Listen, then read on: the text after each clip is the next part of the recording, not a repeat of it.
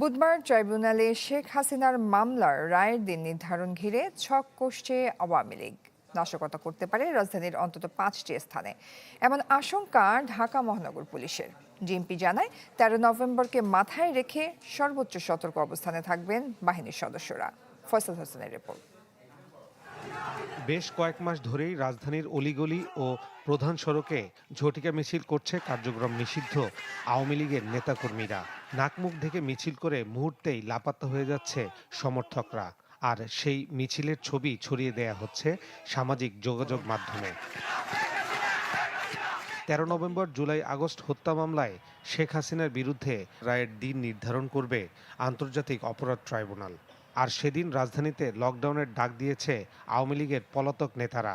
Police বলছে সেদিন ঢাকায় অন্তত 5টি স্থানে নাশকতা চালাতে পারে দলটি। বিজলি কেবলসের স্কিন কোটেড ইনসুলেশন আগুন প্রতিরোধী। বিজলি কেবলস, নিরাপদ আজীবন। শুধু 13 নভেম্বর না, আমরা প্রতিটা দিনকেই নির্বাচনের আগে এবং পরে প্রতিটা দিনকেই আমরা চ্যালেঞ্জ হিসেবে দেখছি, এবং এই জন্য আমাদের যা করণীয় আমরা সার্বক্ষণিক মনিটরিং করা এবং গোয়েন্দা নজরদারি বাড়ানো, আমরা সবকিছু কার্যক্রম চলমান আছে। আতঙ্ক তৈরি করতে ইতোমধ্যেই রাজধানীর বিভিন্ন জায়গায় ককটেল বিস্ফোরণ করছে দলটি, দেয়া হচ্ছে বাসে আগুন।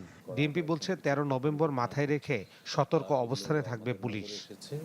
আমরা আমাদের কার্যক্রম অব্যাহত রেখেছি এবং ঢাকা মহানগরীতে আইনশৃঙ্খলা পরিস্থিতি বিনষ্ট করতে পারে এরকম কোনো তৎপরতা যেন না হয় সে ব্যাপারে আমরা আমাদের পূর্ব প্রস্তুতি নিয়েছি, এবং আশা করি নগরবাসীর মধ্যে সংক্রান্ত বিষয়ে আতঙ্কিত হওয়ার কোনো কারণ নেই।